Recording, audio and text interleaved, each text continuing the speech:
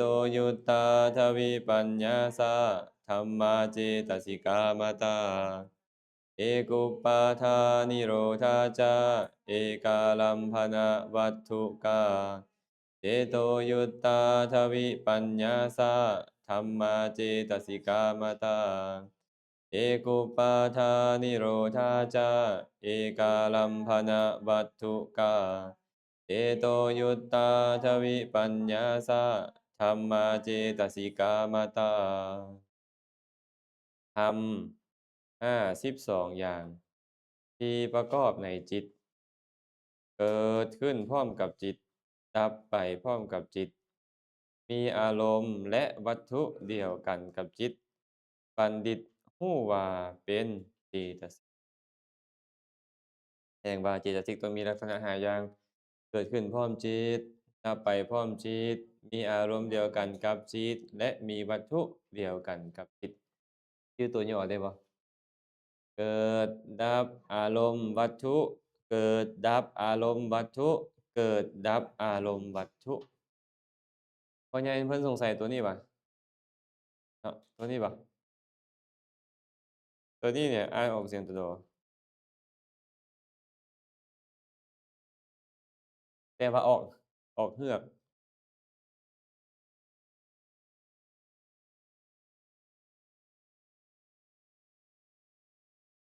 ลิ้นแอะเฮือกจะจะจะฮะเขาเลยมากับบิณฑบาตบิณ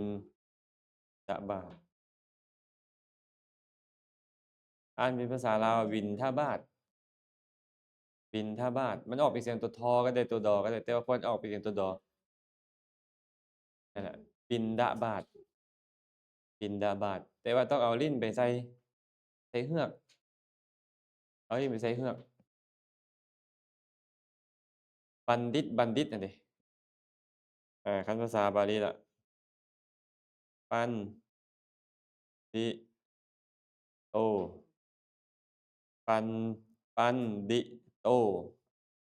อันนี้ปันดิโต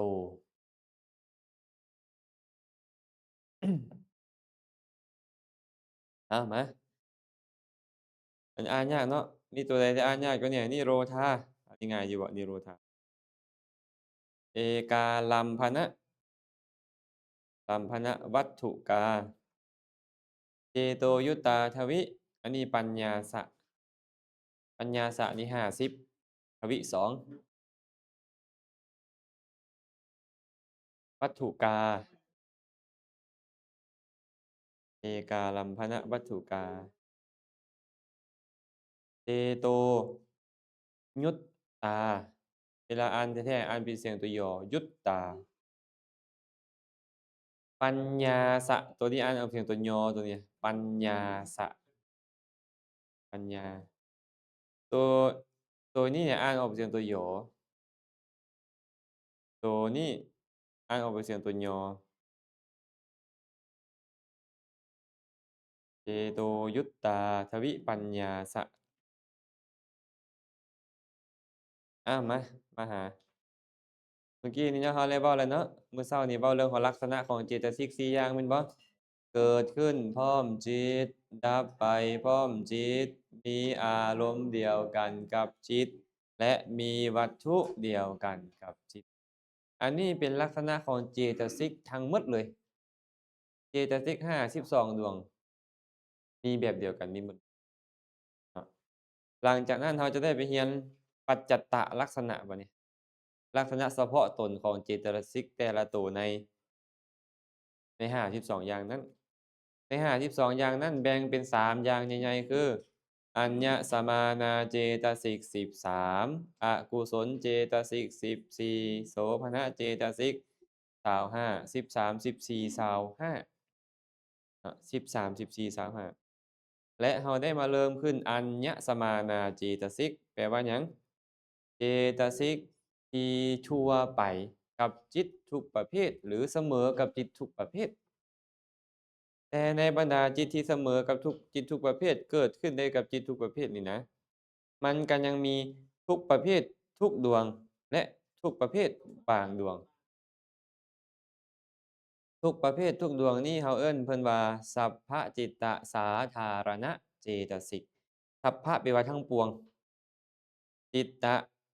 สาธารณะก็คือทั่วไปแก่จิตทั้งปวงทั้งปวงคือหมดเลยแสดงว่าอย่างน้อยสุดจิตทุกดวงต้องมี7อย่างรองพื้นแน่นอน7อย่างนี้ต้องรองพื้นจิตทุกดวง ฉะนั้นจิตที่บ่ประกอบด้วยเวทนาด้วยสัญญาด้วยผัสสะด้วยเจตนาด้วยเอกคตาสีวิตตินทรีย์มนสิการจิตบ่ประกอบกับพวกนี้บ่มีขึ้นชื่อว่าจิตต้องมีเวทนาสัญญาเจตนาเป็นต้นแน่นอนเนาะเราก็เลยเว้ากันก่อนจะจบแม่นบ่ขนาดว่าล้างถ้วยอยู่กำลังใส่ใจล้างถ้วยแมงสาบย่างมาพอดีถ้วยหลุดมือถูกแมงสาบตายจะบอกว่าบ่มีเจตนาก็บ่ได้แต่ว่าเจตนานั้นบ่แม่นเจตนาฆ่าเจตนาล้างมันก็เลยบ่เป็นปาณาติบาตนะมาเบิ่งบัดนี้ตัวที่เกิดกับจิตได้ทุกประเภทแต่บ่ทุกดวงเอิ้นมันว่าปกิณณกเจตสิกเจตสิกที่กระจัดกระจายกับจิตทุกประเภทแต่บ่ทุกดวงมันเกิดได้กับจิตทุกประเภทเลยบุญก็เกิดบาปก็เกิดอัพยากตะก็เกิด และเรามาเริ่มขึ้น7ดวงแรกสัพพจิตตสาธารณจิตจิตทุกดวงต้องมี7อย่างนี้แน่นอนเอาพร้อมกันสัพพจิตตสาธารณเจตสิก7อย่างคือผัสสะเวทนาสัญญาเจตนาเอกคตาชีวิตินทรีย์มนสิการผัสสะเวทนาสัญญาเจตนาเอกคตาชีวิตินทรีย์มนสิการ ผัสสะเวทนาสัญญาเจตนาเอกคตาชีวิตตินทรีย์มนสิการผัสสะเวทนาสัญญาเจตนาเอกคตาชีวิตตินทรีย์มนสิการได้แต่สบายเป็นบ่ถามแมวหนิงก่อนผัสสะคือหยังก็แมวหนิง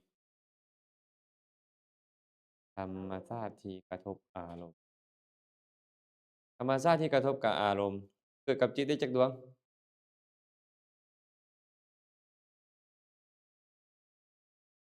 ดวงตอนนอนหลับนี่มีกระทบบ่มีหรือบ่มี อ้าวมันจะมี2กรรม2ฝ่ายแล้วมีหรือบ่มีนอนหลับก็บอกเลยเด้ว่าตอนใดยังบ่ตายอะนะตอนนั้นยังมีจิตอยู่ก็คือต้องมีผัสสะแหน่นอนต่างแต่ว่าตอนนั้นมันไปรู้อารมณ์ในอดีตตอนใกล้ตายนี่นะตอนนั้นน่ะใกล้ตายตอนใกล้ตายของชาติที่แล้วนี่น่ะรู้อิหยัง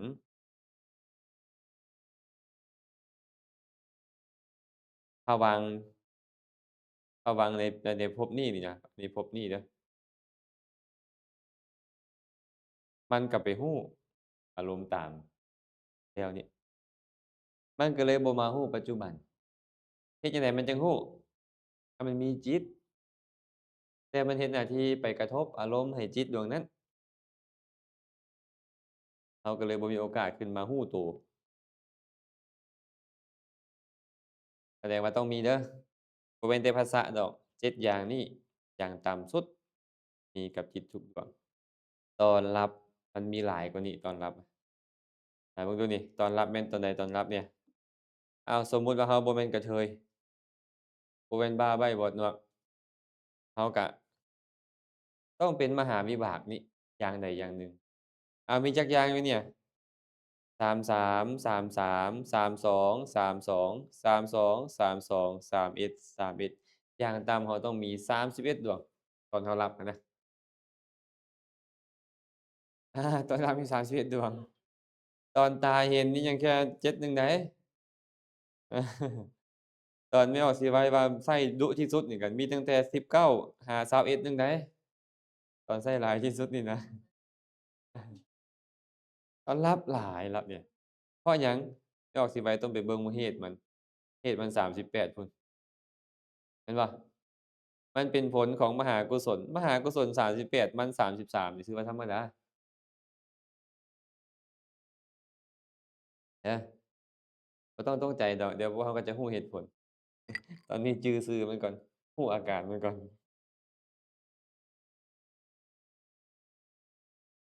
ขนาดลับกันยังมีบักหลายเนาะ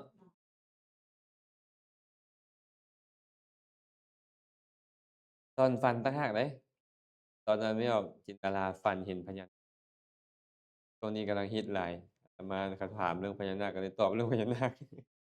โอ้ปรากฏว่าเป็นแสนไอ้คนมันมาเบิ่งอะนะเว้าเรื่องพญานาคอะนะอู้ขาน้อยก็ฝันขาน้อยก็ฝันผู้นี้ก็ฝันผู้นั้นก็ฝันสีเขียวสีดำก็ว่าไปก็เลยว่าให้ฝันนะเหตุของความฝันมีอยู่4ประการเทพนิมิตชื่อได้บ่จิตจิตสังหรณ์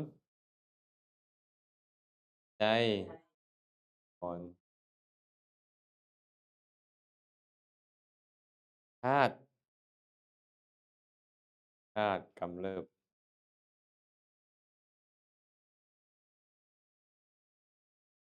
เทพนิมิตก็คือเทวดาดลใจไอ้คำว่าเทวดาดลใจนี่มนุษย์นั่นเลยมนุษย์ทุกประเภทอะนะที่เขาเจ้ามีอำนาจนะเขาสามารถดลใจเราได้สมมุติว่าอยากให้แม่เพลงไปเฮ็ดรูปปั้นพญานาคให้เขาเขาก็เฮ็ดแต่ตัวแม่เพลงว่ารวยได้เอาว่าแม่เพลงก็ตามเลยบัดเนี่ยปรากฏว่าหมดไป500,000,000โอ้โฮเงินเกลี้ยงบัญชีบ่รวยซ้ำ บางเทื่อก็ได้เนาะบางเทื่อมันตัวเราไปเฮ็ดเป็นมิจฉาทิฐิก็มีอันนี้ได้แสดงว่าบางเทื่อก็เป็นจริงบางเทื่อบ่เป็นจริงจิตสังหรณ์เอิ้นอีกชื่อหนึ่งว่าปุพพนิมิตพนิมิตอ่านอยู่ในภาษาลาวก็อ่านบุปอ่านภาษาบาลีก็อ่านปุ๊บปุพพนิมิตหรือบุพพนิมิตเนี่ยแปลว่าสิ่งที่จะเป็นนิมิตให้รู้ข้างหน้าเนี่ยว่าจะมีเรื่องราวใดเรื่องราวหนึ่งเกิดขึ้นฝันแบบนี้เป็นจริงเดี๋ยวเด้อ ใจอาวรณ์บัดเนี่ยเคยได้ยินมาเคยได้ฟังมาเคยได้เห็นเคยดมกลิ่นเคยลิ้มรสชาติ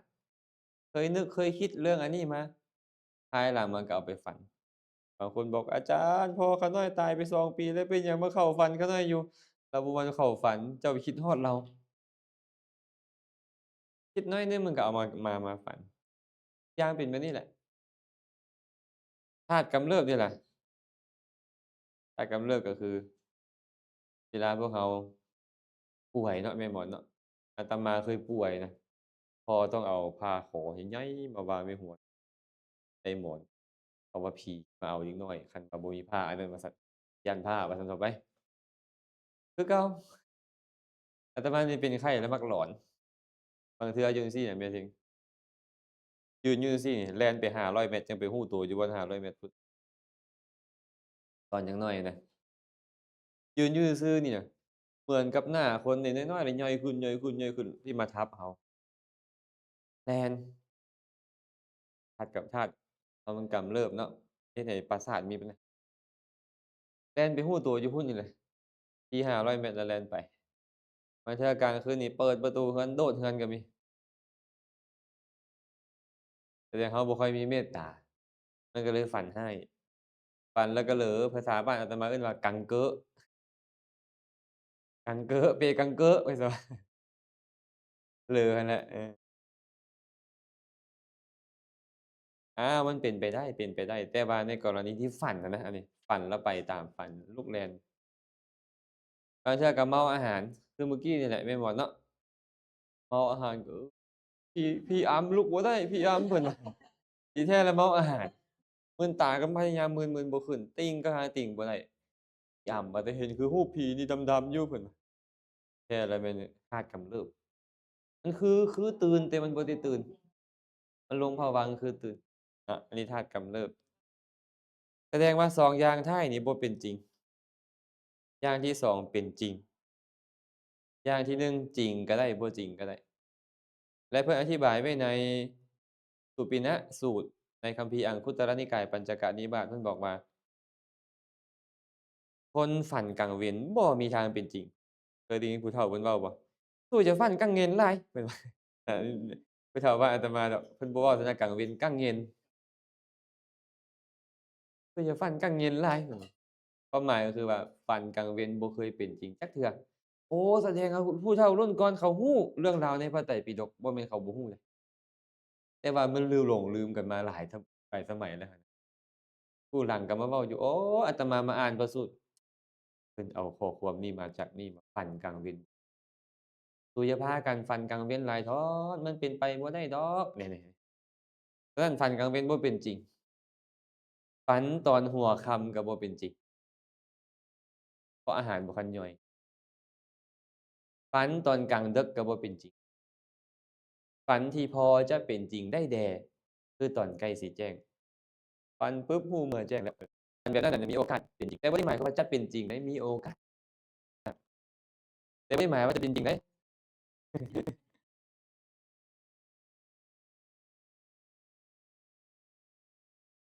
ฝันจริงเนาะแต่ข้อยเข้าใจแล้วว่าฝันคือฝันจริงเราต้องเข้าใจแบบนี้แต่บางคนน่ะฝันคิ้วเขาเอิ้นน่ะฝันปุ๊บ คล้ายๆกับเรื่องที่เราฝันนั่นเลย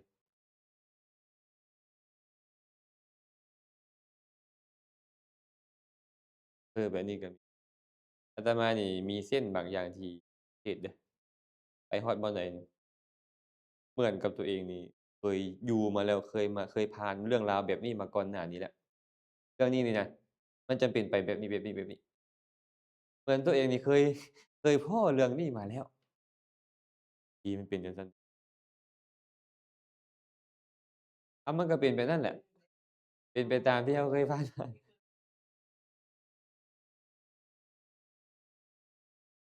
พอมาไปเห็นสถานที่หรือเห็นเรื่องราวนี่ฮู้แล้วทางหน้านี่จะเป็นแบบนี้แต่บ่ได้ฮู้ไปไกลหั้นนะฮู้บริบทใกล้ๆหั้นนะ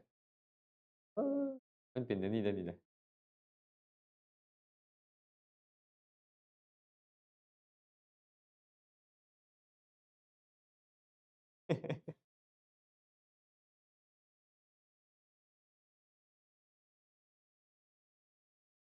นี่เหรอเพิ่นก็เลยเอาเพิ่นก็เลยเอาแก้วมาให้เดะมื้อนี้แก้วตาพระไปเมื่อคืนนี้เพิ่นไปฟังธรรมมันก็เลยเอาไปฝันซื่อๆดอกเออ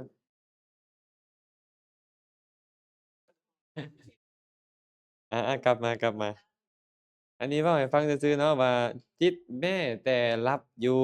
หลับสนิทเลยเนี่ยก็ก็มีผัสสะรู้เมื่อขึ้นมาแล้วฝันนั่นก็มีผัสสะตอนฝันบ่ได้หลับเดะตอนหลับบ่ได้ฝันเดะคันฝันแล้วหลับขัดกับอภิธรรม คันลับฝันนี่ขัดกับอภิธรรมคันตื่นฝันขัดกับวินัยวินัยนี่น่ะคันฝันแล้วบ่แม่นตื่นอภิธรรมแล้วแม่นคันฝันแล้วแม่นบ่แม่นหลับแสดงว่าตอนฝันนี่ครึ่งหลับครึ่งตื่นเหมือนลิงหลับเป็นไดลิงหลับอะงึบงับงึบงับอยู่แม่นบ่มันขึ้นสู่กระแสแดลงภวังค์แดขึ้นสู่กระแสแดลงภวังค์แดแบบเนี้ยเอิ้นว่าครึ่งหลับครึ่งตื่นคันภาษาบ้านเฮาอะนะเพิ่นเลยใช้คำว่าเหมือนกับลิงหลับคันตอนหลับสนิทนี่บ่มีฝัน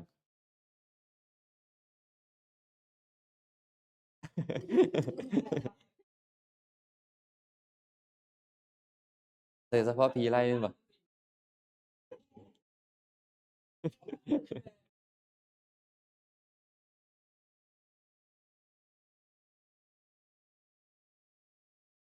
บางเทื่อฝันหิวน้ำแม่นบ่มันหิวแท้แม่นบ่ต้องลุกมากินกลางดึกโอ้หลายคนเลยแล้วตอนยังน้อยผู้ใดก็น่าจะเป็นเกือบทุกคนพู้นแหละเนาะฝันก็ฝันว่าไปเข้าห้องน้ำโชคดีบางผู้ลางคนน่ะกว่าที่ใหญ่ได้นอนอยู่เทิงหั้นเสื้อหั้นได้เอาเสื้อไปหนีบไปใส่กลางคืนไอ้จั่วน้อยน่ะอยู่วัดนั่นเดะคือกันธาตุโดนมันต้องแม่นๆๆมันต้องอยู่สภาพหนึ่งมันเกิดขึ้น อะมาบัดเนี่ยกลับมาหาเจตนาเอาจบแล้วได้ผัสสะเวทนาสัญญาเนี่ยเวทนาแม่นหยังก็ชื่อบ่ธรรมชาติเสวย อารมณ์สุขก็ตามทุกข์ก็ตามเป็นกลางๆก็ตามเอิ้นเวทนาทั้งหมดเขามักบางคนมักเว้าว่าขาน้อยล่ะไปนั่งสมาธิแล้วมีเวทนาเพิ่นว่าไอ้ตอนใดก็ตอนเจ้าบ่มีเวทนานี่นะเบิดน่ะแต่เขาหมายถึงทุกขจิตเวทนาเขาอันนี้เขาเข้าใจยังบ่ตรงเวทนาบ่แม่นแต่ทุกข์ทุกขเวทนาก็มีทุกขเวทนาก็มีอทุกขมสุขเวทนาก็มีคือเอิ้นว่ากลางๆน่ะครับสัญญาเดะความจำได้หมายรู้ความจำได้หมายรู้มาต่อเจตนาบัดนี้ ที่เขาเว้ากันว่าเจตนาเป็นกรรมเจตนาเป็นกรรมอะเนาะเจตนาคือหยังทำที่จงใจหรือจัดแจงสัมปยุตตธรรมเจตนานี่แปลว่าจงใจหรือจัดแจงคันจงใจแล้วแม่นจงใจในอารมณ์คันจัดแจงแล้วจัดแจงผู้ที่เกิดร่วมกันกับตนเฮ็ดหน้าที่ของตนของเหมือนกับบริษัทหนึ่งมีพนักงานอยู่7คนใน7คนน่ะคนหนึ่งเป็นผู้จัดการผู้จัดการเขาก็ไปบังคับให้ไผให้พนักงานแต่ละหน่วยแต่ละคนเฮ็ดกิจแม่นบ่แล้วถามว่าตัวผู้จัดการได้เฮ็ดหน้าที่บ่ก็เฮ็ดหน้าที่จัดการนั่นเด้นั่นแหละอันนี้คือกันเจตนานี่มันเฮ็ดหน้าที่จัดแจงให้ซุมที่เกิดร่วมกันกับมันนี่น่ะได้เฮ็ดหน้าที่ของตนจัดแจงให้ภาษะเจ้าต้องกระทบเด้จัดแจงให้เวทนาว่าเจ้าต้องเสวยเด้จัดแจงให้สัญญาเจ้าต้องจือเด้จั่งซี้มันนี่เป็นตัวจัดแจงเพิ่นเลยเอิ้นว่าธรรมชาติที่จัดแจงสัมปยุตตธรรม ในขณะที่มันจัดแจงมาเฮ็ดหน้าที่หนึ่งอีกคือโจ่งใจในอารมณ์เพราะจัดแจงให้ซุมนี้ได้เฮ็ดในอารมณ์นั้นได้เฮ็ดการกระทบอารมณ์ได้เฮ็ดการเสวยอารมณ์ได้เฮ็ดการจำอารมณ์เป็นต้นเพิ่นเลยอุปมาเหมือนกับแม่ทัพนี่น่ะในขณะที่บอกให้ลูกน้องท่านทั้งหลายเห็นบ่อันประวัติอันเจ้าตากสินเขาเจ้าเนาะคนไทยเนาะได้มักเบิ่งหนังตากสินทุบหม้อข้าวไปกินข้าวของศัตรูแม่นบ่คันบ่มีให้มันตายไปโลดคันบ่ชนะเขาน่ะ ตอนจัดแจงแบบนี้แล้วไปตีน่ะถามว่าผู้เป็นแม่ทัพเนี่ยได้ไปตีนำบ่ก็ไปในขณะที่แม่ทัพเฮ็ดเวียกอยู่หั้นแหละลูกน้องเห็นแม่ทัพเฮ็ดเวียกก็ต้องเฮ็ดเวียกของตนคือแม่นบ่เฮ็ดหน้าที่ของตนผู้ยิงธนูก็ต้องยิงผู้ยิงปืนก็ต้องยิงผู้ฟันดาบก็ต้องฟันแม่นบ่ผู้ที่เฮ็ดหน้าที่ใหญ่ก็ต้องเฮ็ดหน้าที่ของตนแม่ทัพก็เหมือนเจตนาที่จัดแจงผู้ที่ร่วมกับตนนั้นให้ได้เฮ็ดหน้าที่ของตน นะนี่เอิ้นว่าเจตนาอ้าวแล้วแปลว่าจงใจ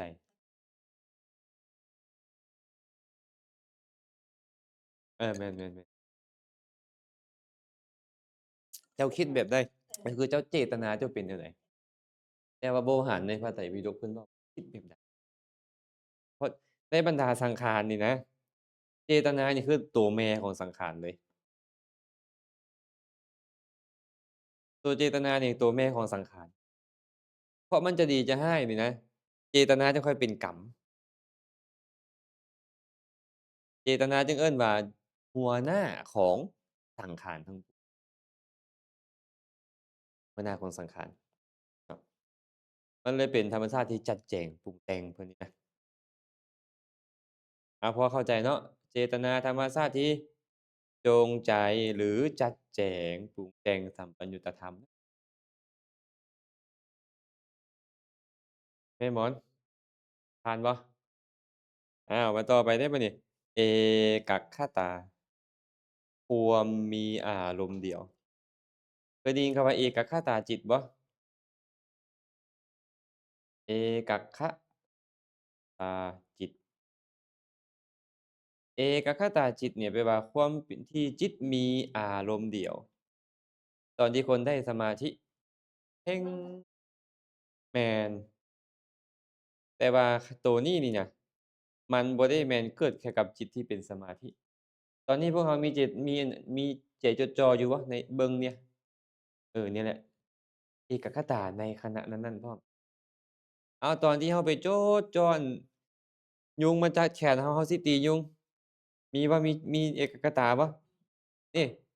จิตจดจ่อแบบนี้นี่นะเป็นลักษณะของเอกคตาแต่เอกคตาแบบนี้อะบ่แม่นเอกคตาที่เป็นสมาธิเพื่อกำจัดนิวรณ์เอกคตาที่จะกำจัดนิวรณ์ได้ต้องเป็นเอกคตาที่เกิดขึ้นพร้อมกับกุศลพุแต่ว่ามันเกิดขึ้นกับทุกอย่างเดี๋ยวเนี้ยมันเกิดขึ้นกับทุกอย่างเคยได้ยินคำว่ามิจฉาสมาธิบ่นี่แหละก็เอกคตาที่เกิดขึ้นกับอกุศล บ่แม่นในเอกคตาจะเป็นสมาธิที่เป็นสิ่งที่ดีหมดบ่แม่นตัวของมันเกิดได้กับจิตทุกประเภทเดะเอกคตาเจตสิกเฮ็ดให้จิตของเราเนี่ยไปมีอารมณ์เดียวนั้นมันบ่สามารถไปฮู้5-6อย่าง2-3อย่างพร้อมกันได้มันต้องฮู้แต่แนวเดียวนี้ย้อนอำนาจของเอกคตานี้แต่จิตของพวกเราบ่สามารถฮู้หลายอย่างพร้อมกันได้มันฮู้ได้แต่อย่างเดียวผ่านบ่ออกอยู่ไสแล้วไม่ออกอุอะโอ้นักเรียนดีเด่นเด้อเนี่ย3อาทิตย์มาเทื่อหนึ่ง มาเทื่อหนึ่งก็มาเครื่องมือซ้ำ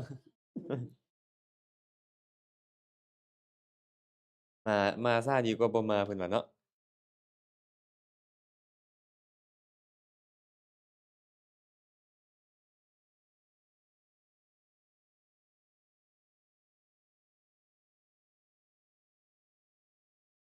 เอกคตาต้องมีตัวนี้นำแน่นอนแต่บ่ได้แม่นแค่ตัวนี้ค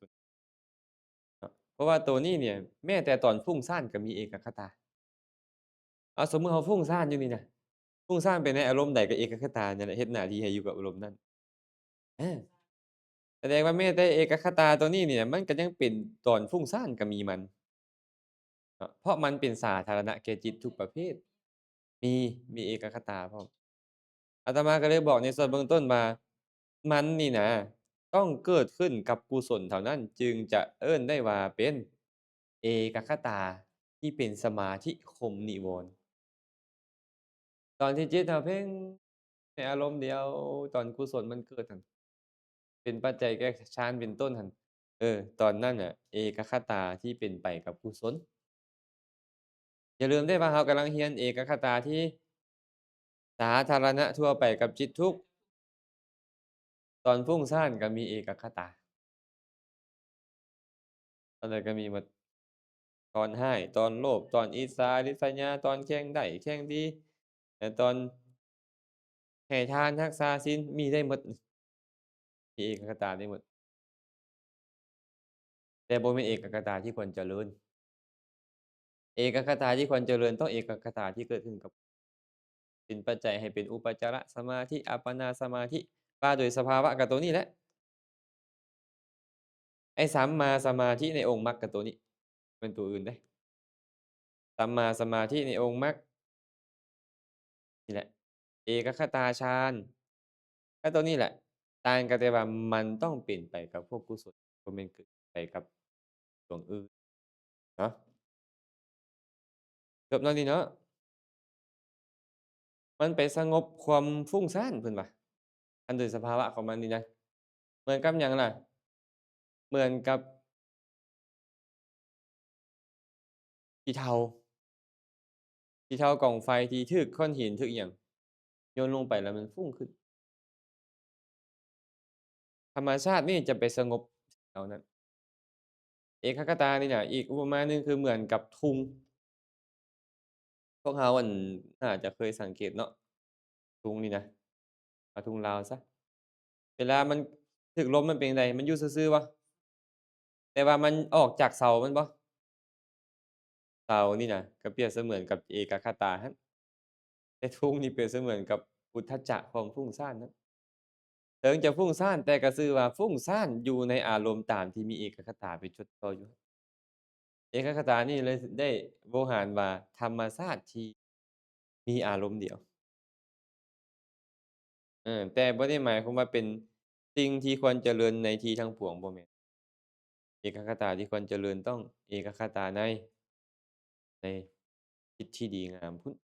เนาะต่อไปบัดนี้สีวิตตินทรีย์สีวิตตินทรีย์ ความเป็นใหญ่ในการตามรักษาสัมปยุตธรรมชีวิตะแปลว่าเป็นอยู่อินทรีย์เป็นใหญ่การเป็นใหญ่ในความเป็นอยู่ธรรมดาจิตของเรานี่นะพี่น้องมันจะมีขณะเกิดขณะดับขณะตั้งอยู่จะเป็นจิตจะเป็นรูปก็ตามจะเป็นแบบนี้อายุของมันก็นี่แหละแต่นี่มาหานี่เอิ้นว่าอายุของมันการที่มันจะอยู่ได้ตลอดอายุของมันนับตั้งแต่เกิดฮอดดับนี่นะก็อยู่ได้ด้วยอำนาจของชีวิตอินทรีย์เพิ่นนี่อุปมาเหมือนกับคนขับเรือเนาะคนขับเรือไปนี่นะในขณะที่คนขับเรือไปนี่นะแต้มรูปคนบ่ได้เด้อเป็นพระเป็นอาบัติก็เลยเฮ็ดตัวที่ซะในขณะที่คนขับเรือกำลังขับเรือไปนี่นะเขาชื่อว่ารักษาเรือนำถูกเปล่าและเขาชื่อว่าอยู่เทิงเรือนำถูกเปล่าอ้าวนี่แหละชีวิตอินทรีย์นี่เกิดพร้อมกันนั่นแหละเฮ็ดหน้าที่รักษาหมู่พร้อมให้อยู่ตลอดอายุคือขณะจิตหนึ่งๆนั้นมันก็เกิดพร้อมหมู่แต่ว่าเกิดมาเฮ็ดหน้าที่รักษาหมู่เหมือนกับคนขับเรือนี่จะเอาผู้โดยสารข้ามไปส่งฮอดฝั่งได้เจ้าก็ต้องเป็นอยู่คันเจ้าดับไปแล้วผู้โดยสารนี่จะชื่อว่าถูกเจ้าเอาไปฮอดฝั่งบ่บ่จากฝั่งนี้ไปสู่ฝั่งนี้นี่น่ะเหมือนกับว่าขณะจิตเกิดขึ้นและขณะจิตดับนี้แต่มันไวหลายอะนะเข้าใจเปล่ามันไวขณะจิตหนึ่งๆหั้นน่ะเนาะชีวิตจริงซี้นี่ก็เลยได้ตามรักษารักษาหยังรักษาผัสสะเวทนาสัญญาเจตนาเอกคตาเป็นต้นนี่แหละให้ดำรงอยู่ตามอายุของตนเองบ่ให้ดับไปไวกว่าหั้นให้ดำรงอยู่ตราบเท่าอายุของตน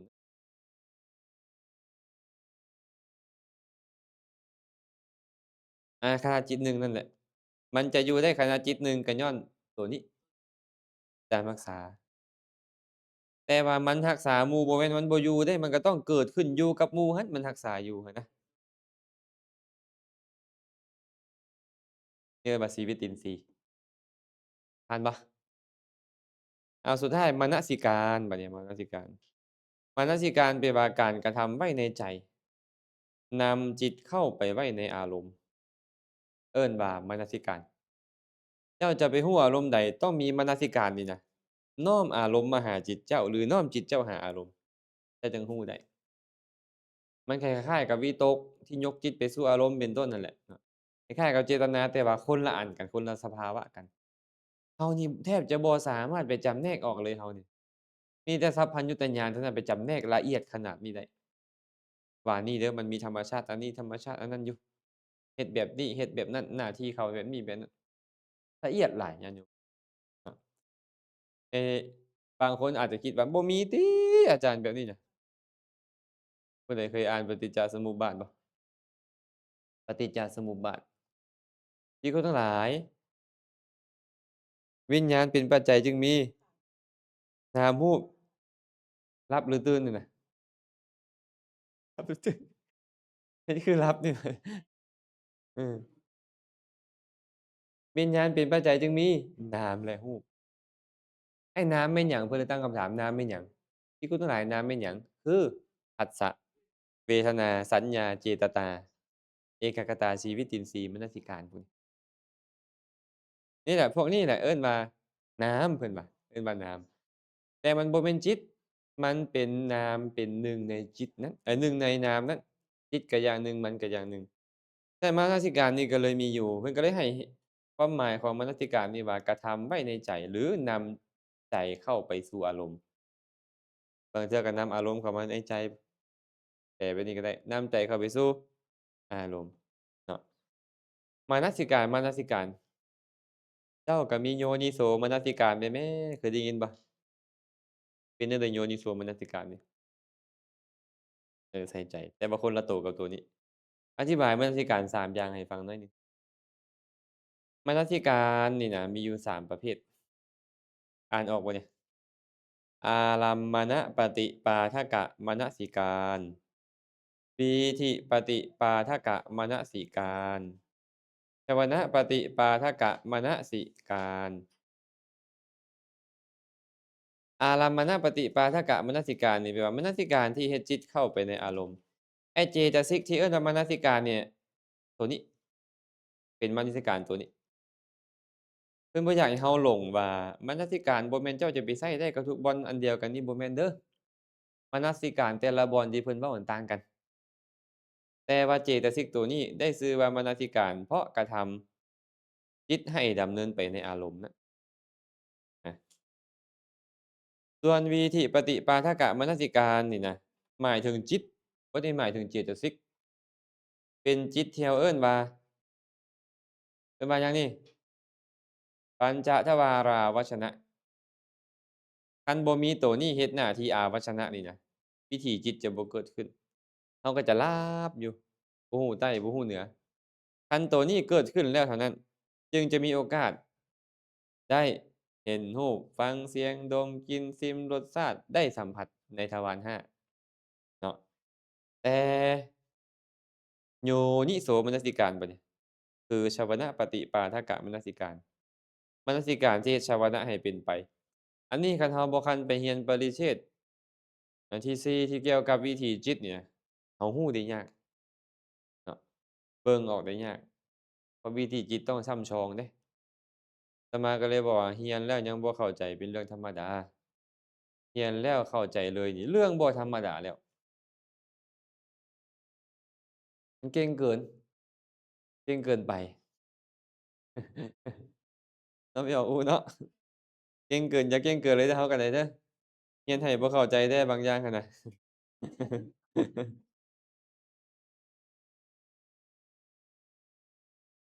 ตัวมันอยู่ใส่ใจให้แยบคายเนี่ยคันเจ้าใส่ใจบ่แยบคายมันจะเป็นบาปอันเนี้ยคันเจ้าใส่ใจแยบคายมันจะเป็นบุญตัวนี้มันเป็นจิตมันบ่ได้แม่นบ่แม่นเจตสิก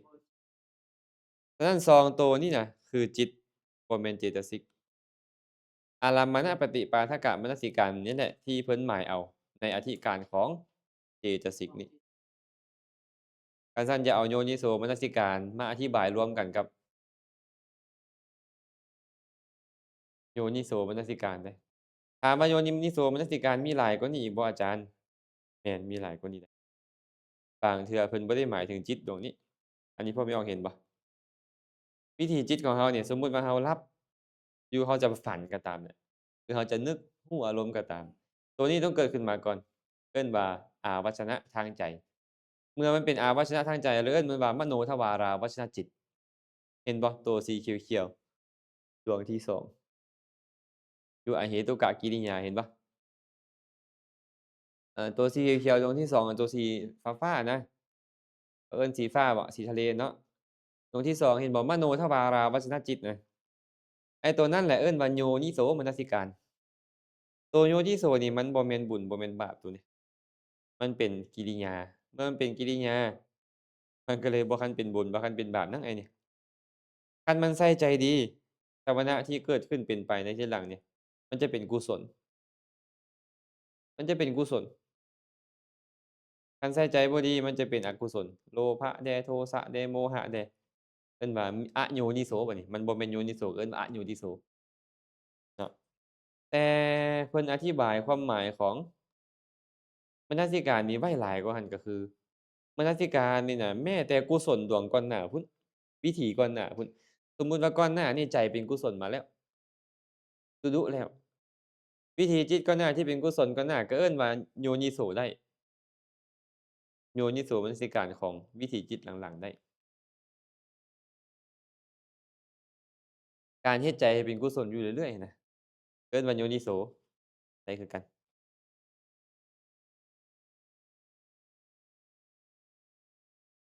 ทันบ่แม่เพชร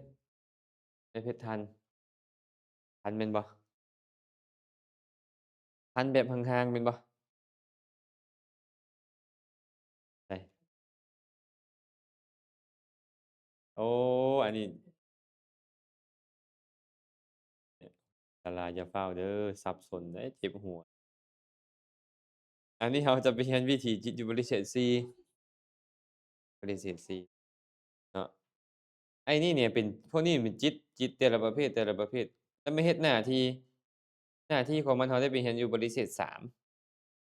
ว่าจิตดวงใดเฮ็ดหน้าที่นี้แหละจิตดวงใดเฮ็ดหน้าที่นี้อย่างเช่น2ตัวนี้น่ะ2ตัวนี้จิตดวงเดียวกันไปเฮ็ดหน้าที่2อย่างตอนมาเฮ็ดหน้าที่ทางตาหูดังลิ้นกายมาเฮ็ดหน้าที่ตัดสินอารมณ์จะเป็นบุญหรือเป็นบาปมันอยู่ที่ตัวนี้แต่มาเฮ็ดหน้าที่ทางใจนี่น่ะเอิ้นว่าอาวัชนะถือเอาอารมณ์แต่จะเป็นบุญหรือเป็นบาปก็อยู่ที่มันนี่คือเก่าเพิ่นเอิ้นว่าโยนิโสมนสิการแต่ชาวนะนี่น่ะเอิ้นว่าชาวนะแปลว่าการเสพอารมณ์ไอ้พวกนี้นี่น่ะมันเปลี่ยนแปลงหยังบ่ได้ ตัวนี้จึงเปรียบเสมือนกับอัยการศาลเพิ่นนี่นะคันอัยการศาล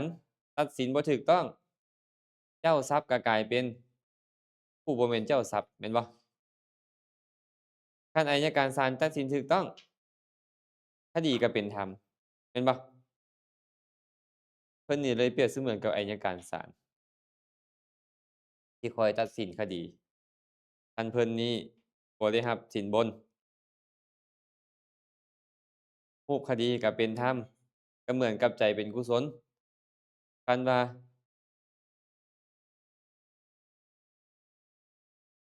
อ๋อจะเข้าใจตรงนี้วะโวทัพพนะโวทัพพนะ บ่เข้าใจง่ายเดะโวทัพพนะโวทัพพนะแปลว่าตัดสินอารมณ์ตัวตัดสินอารมณ์มันจะตัดสินว่าอารมณ์นี้นี่นะเป็นแบบใดและเฮ็ดให้บุญหรือบาปเกิดขึ้นเป็นตัวตัดสินอารมณ์คือมันนี่น่ะอาจารย์บ่อยากเว้าก่อนย้านพวกไม่ออกบ่จือคันเว้าก่อนนี่สิจื้อมื้อเดียวนี่แหละเดี๋ยวก็สิลืมกันอันนี้มโนทวาราวัชนะเฮ็ดหน้าที่อาวัชนะอาวัชนะเออเพิ่นมีเดะเพิ่นมีแผนจิตเดะ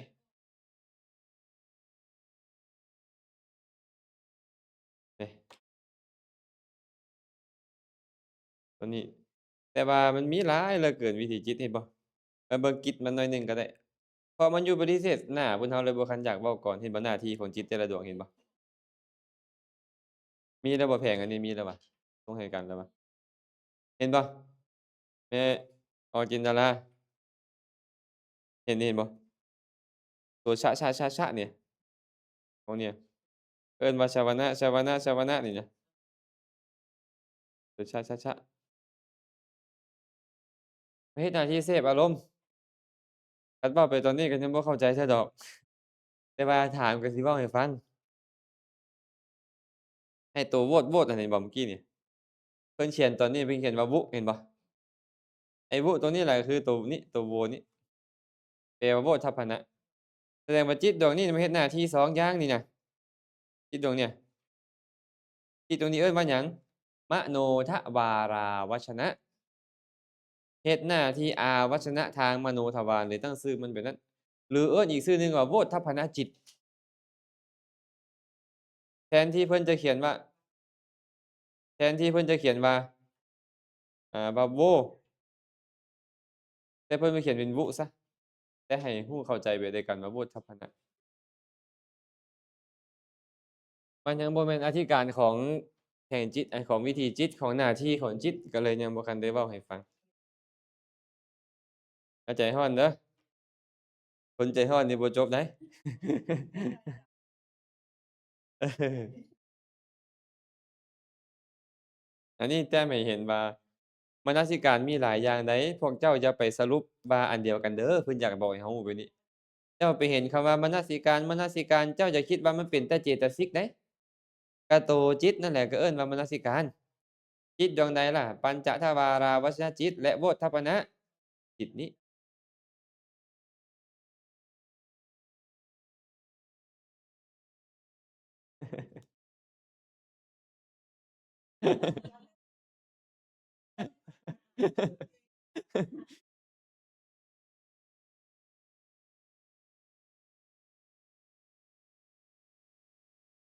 ผู้รับต่อมาจากพระพุทธเจ้าคือพระสารีบุตรพระสารีบุตรก็อธิบายลูกศิษย์เพิ่นลูกศิษย์ของเพิ่นก็สอนสืบมาแล้วคนเรียนตอนนี้เฮ็ดจั่งใดน้อคนสมัยปัจจุบันสิเข้าใจเฮ็ดจั่งใดน้อดอก ผู้นี้คิดได้นิดหนึ่งก็เฮ็ดส่ำนี้ผู้ต่อไปแบบนั้นเพิ่นเขาน่าจะเข้าใจก็เฮ็ดขึ้นมาเลยแต่เฮ็ดเป็นแผงมาแบบนี้น่ะแต่ความจริงมันบ่ได้เป็นแบบนี้ดอกบ่ได้เป็นแผงแบบนี้ดอกเจ้าจะเฮ็ดโรงตั้งเฮ็ดโรงครัวเฮ็ดโรงหยังก็ได้เบิดนะอันนี้น่ะแต่ว่าจิตเป็นมันเกิดดับแบบนี้ไปแต่เพิ่นอยากให้เห็นว่ามันเกิดแล้วมันเกิดจากคณะแล้วจังค่อยเป็นอันนั้นอันนี้เกิดจากคณะอันนั้นเกิดจากคณะแล้วจังค่อยมีนี่เกิดขึ้นเพิ่นก็เลยเฮ็ดเป็นแบบนี้ให้เรา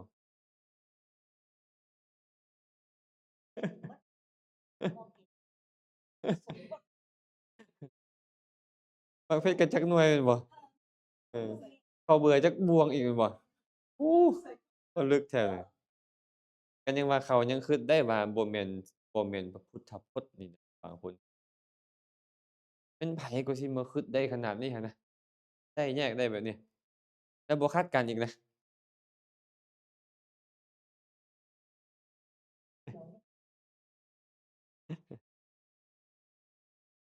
อ้าวจบเนาะจบบัดเนี่ยอ้าวก่อนจะไปต่อสัพพจิตตสาธารณเจตสิก เจตสิกที่เกิดขึ้นกับจิตได้ทุกดวงมีอยู่7อย่างเอาพร้อมกันผัสสะเวทนาสัญญาเจตนาเอกคตาชีวิตตินทรีย์มนสิการตัดไว้ก่อนเด้อผัสสะเวทนาสัญญาเจตนาเอกคตาชีวิตตินทรีย์มนสิการอาจารย์เพิ่นนี่สอนอาจารย์นะ ปาริเชษฐ์3สอน2มื้อจบเพิ่นสอนให้2มื้ออาจารย์เขียนมาแล้วน่ะให้เพิ่นติวให้นะ2มื้อเขาเจ้าไปสอบบอกอาจารย์บ่ต้องไปมาติวให้ก็น้อย2มื้อนี่พอไปอยู่ใหม่เพิ่นก็มาติวให้2มื้อ2มื้อก็พอเข้าใจหันนะ2มื้อก็พอเข้าใจครับเพราะเราเรียนมาแล้วเดะเราเรียนมาแล้วแล้วเพิ่นติวให้เพิ่นสรุปให้มันเข้าใจง่ายๆให้มันสรุปจื้อง่ายขึ้นหั้นนะ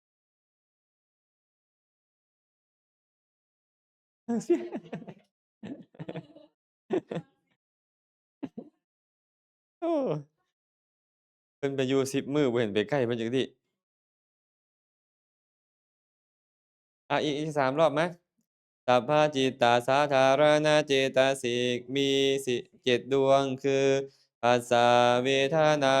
สัญญาเจตนาเอกคตาชีวิตตินทรีย์มนสิการผัสสะเวทนาสัญญาเจตนาเอกคตาชีวิตตินทรีย์มนสิการอีกรอบหนึ่ง ผัสสะเวทนาสัญญาเจตนาเอกคตาชีวิตตินทรีย์มนสิการ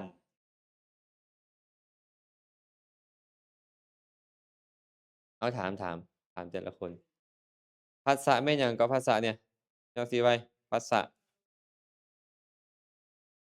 อาธรรมชาติกระทบอารมณ์แม่นบ่เวทนาโอ๊ยอารมณ์นี่ๆสิข้ามไปก่อนบัดนี้เอาจินตนาสัญญาจื้อเด้อเด้อบัดนี้เด้อจื้ออารมณ์จำได้หมายรู้อาๆๆนึกออกแปมเจตนา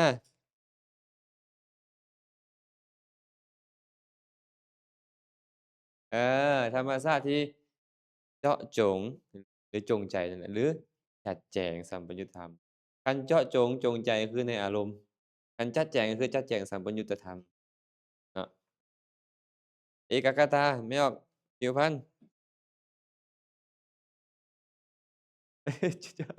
ธรรมชาติที่มีอารมณ์เดียวเนาะหรือว่าจดจ่อในอารมณ์ก็ได้ธรรมชาติที่เฮ็ดคิดให้มีอารมณ์เดียวชีวิตติน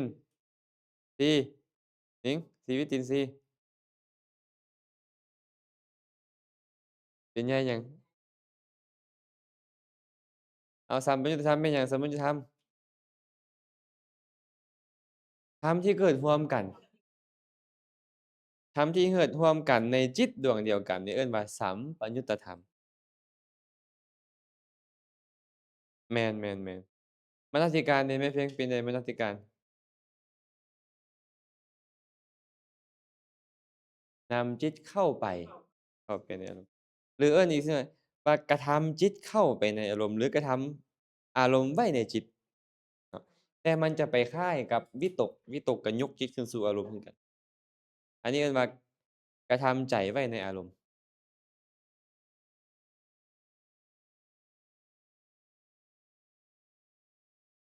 มะมันก็เข้าใจยากเติบอยู่เดะเข้าใจยากอยู่อิหยังก็แม่นๆๆแต่ว่าทุกครั้งที่ใจมันเป็นบุญนั่นน่ะมันมีโยนิโสมนสิการหมดเลยต่างแต่ว่าตอนนั้นหั่นน่ะเราสิเจริญมันต่อบ่แต่ว่ามันต้องมีโยนิโสมันจึงเป็นกุศลโยนิโสต้องเกิดขึ้นแน่นอนแต่ว่าโยนิโสมนสิการนั่นแม่นมันบ่ได้แม่นเจตสิกมันเป็นจิตเลยแต่เรากำลังเรียนมนสิการเจตสิกถ้าซั้นเจตสิกเนี่ยตัวนี้มันเกิดกับจิตได้ทุกประเภทอกุศลจิตมันก็เกิด คันมนสิการแล้วมันจะเป็นปัจจัยให้กุศลเกิดแม่นบ่แต่ตัวมันนั่นน่ะแม้แต่ในอกุศลมันก็เกิดเจตสิกดวงเนี้ยมันเลยบ่แม่นจิตเนาะอาตมาได้อธิบายเพิ่มแล้วเมื่อกี้นี้ว่าโยนิโสมนสิการนี่คือวัชนะคือมโนทวาราวชนะนั้นหรือแม้แต่กุศลที่เกิดขึ้นในวิถีจิตก่อนๆก็ถือว่าเป็นโยนิโสมนสิการได้ต่อวิถีจิตหลังนะ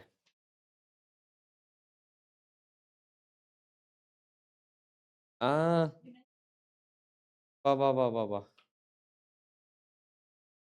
ๆ คันสิเว้าง่ายๆก็คือพวกนี้เราบ่ได้เว้าฮอดเลยในบทเรียนเรานี่นะ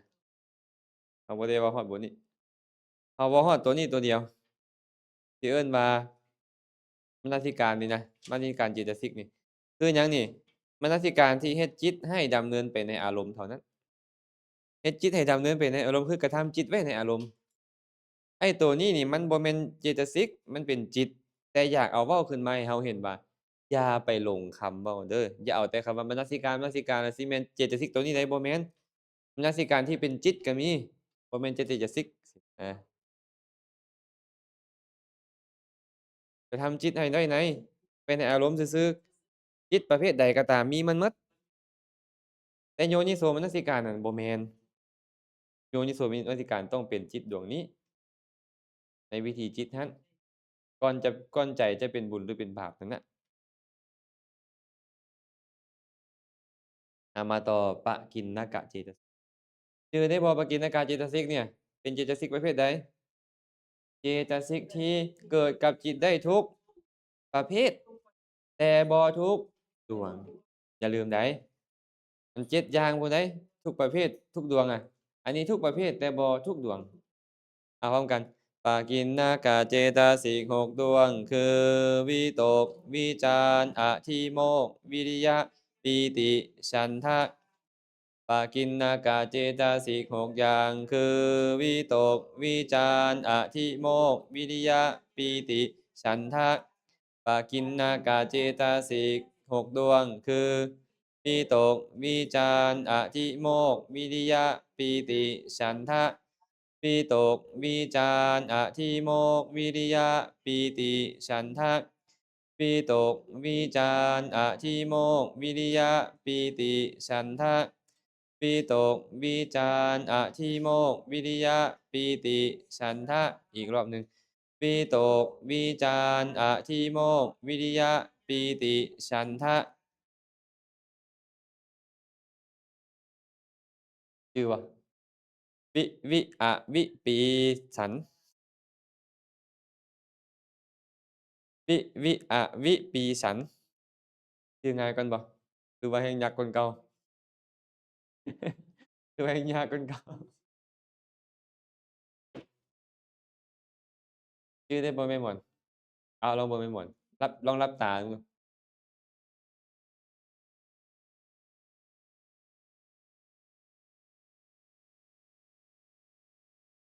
เออบ่ถึกลำดับก็อย่าสาธุให้เพิ่นก่อนดู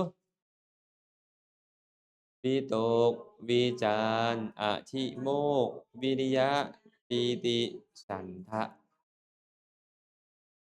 อาตมาเคยอั่นฟังครูบาอาจารย์เพิ่นเทศน์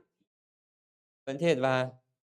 แค่มีวิตกยกขึ้นสู่อารมณ์มีวิจารณ์เข้าครึ่งอารมณ์มีปีติปลื้มใจมีสุขใจมีอารมณ์เดียวก็แม่นได้ฌานแล้วเดะได้ปฐมฌานแล้วเพิ่นว่าโอ้อย่าลืมเด้อว่าวิตกเกิดขึ้นกับความโลภก็มีวิจารณ์เกิดขึ้นกับความโลภก็มีปีติเกิดขึ้นกับความโลภก็มีเดะอย่าไปคิดแต่ว่ามีวิตกวิจารณ์ปิติแล้วเป็นปฐมฌานเป็นต้นบ่แม่นเดะ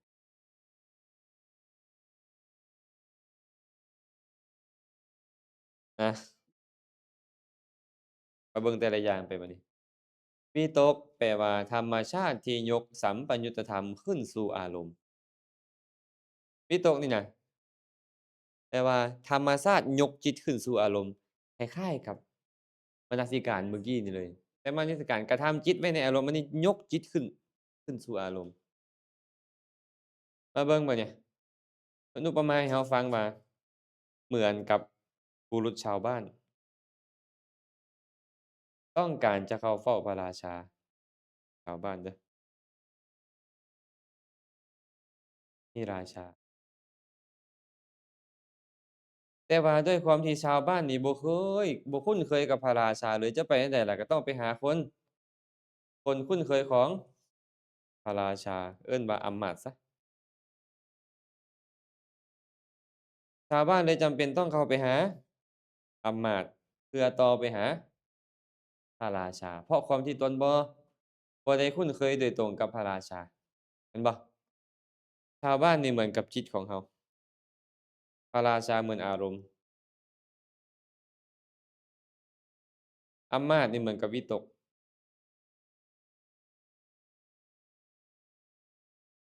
จิตของพวกเรานี่น่ะจะไปรู้อารมณ์ได้ก็ต้องอาศัยวิตกนี้ เหมือนกับบุรุษชาวบ้านต้องการเข้าเฝ้าพระราชาก็ต้องมาหาอาศัยอำมาตย์นี้เพื่อให้พาเขาไปเฝ้าพระราชาอยู่ซื่อๆไปหาบ่ได้พ้อเขาเจ้าดอกแม่นบ่ก็ต้องมีตัวเชื่อมที่ตกจึงเปรียบเสมือนกับตัวเชื่อมเปรียบเสมือนกับตัวเชื่อมจิตที่เหมือนบุรุษชาวบ้านให้ไปพ้อกับอารมณ์คือพระราชาเนาะฉะนั้นวิตกนี่น่ะเคยได้ยินบ่คำว่ากามวิตกเคยได้ยินบ่กามวิตกความจริงแล้วเพิ่นเว้าวิตกก็จริงแต่เพิ่นหมายถึงกาม เพิ่นหมายถึงกามพู้นเดะโลภะพู้นเดะแต่ว่ากามตัวนี้เนี่ยมันอาศัยวิตกนี่จึงเกิดขึ้นเพิ่นก็เลยเอิ้นว่ากามวิตกความดำริในกามเพิ่นว่าแต่ความจริงแล้วไอ้ตัวตัณหานั่นแหละพวกผมตัวตัณหานั่นแหละเป็นประธานในตรงนั้นแต่ว่าเพิ่นให้เครดิตวิตก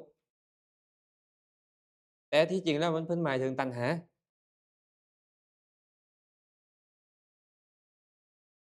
ฟังทันเนาะพยาบาทวิตกเพิ่นพยาบาทวิตกก็ความโกรธ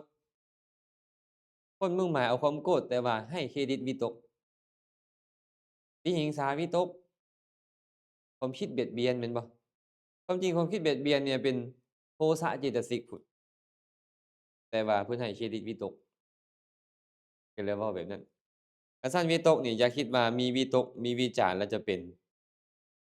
อาจจะเป็นปฐมฌานคือเขาเว้านั่งซื่อๆวิตกคิดว่าซั่นเดะวิจารณ์พิจารณาเพิ่นว่ามีปิติแช่มชื่นใจหน่อยหนึ่งมีสุขโอ๊ยสุขเด้ใจจดจ่ออยู่อารมณ์เดียวเดะปฐมฌานแล้วเดะเพิ่นว่าธรรมชาติเมืองซุยโพดเนาะเป็นจังไดธรรมชาติเมืองซุยอะฮะธรรมชาติเฮงธรรมชาติร้ายอะนะ บ่แม่นจังซั้นเด้อบ่แม่นแค่ส่ำหั้นไอ้เรื่องฌานเนี่ยเรากำลังเรียนอยู่แม่นบ่มันต้องรายละเอียดหลายกว่าหั้นมื้ออื่นผู้ใดอยากเรียนก็มื้ออื่นมาจะเว้าเรื่องของฌานเข้าใจบ่แม่แปมเข้าใจวิตกหรือยังนี่ยกจิตขึ้นสู่อารมณ์ยกจิตขึ้นสู่อารมณ์ถ้าหากว่าแม่แปมนี่นะวิตกบ่มาแม่แปมก็จะคอตกคายไม่ออกแอนนี่คอตกง่วง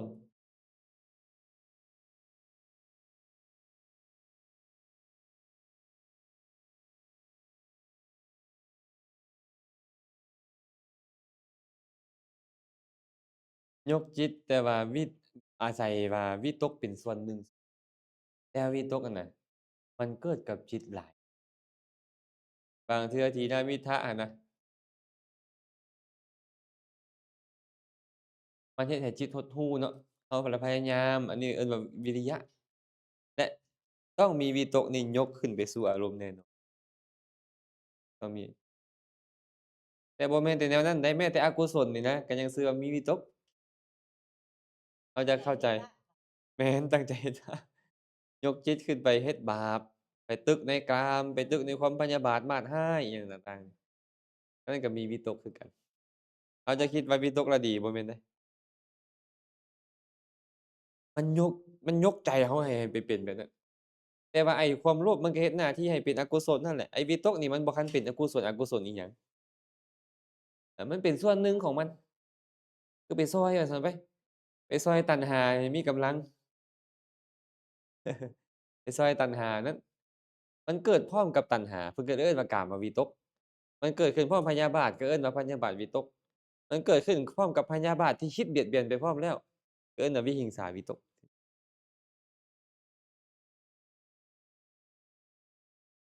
อันนั้นก็อันหนึ่งก็เนกขัมมวิตกแด่อพยาปาทวิตกแด่อวิหิงสาวิตกแด่สิเพิ่นเลยมาเอิ้นว่ากุศลวิตก พระพุทธเจ้ายังมีบ่วิตกเนี่ยมีแต่เขาจะแปลเพิ่นว่ามีดำริมีพระปริวิตกเพิ่นว่าเดะเป็นสำนวนนั้นอาจารย์ศัพท์พระปริวิตกคิดคือหยังคิดก็ต้องมีวิตกนี้ยกจิตขึ้นสู่อารมณ์เนาะ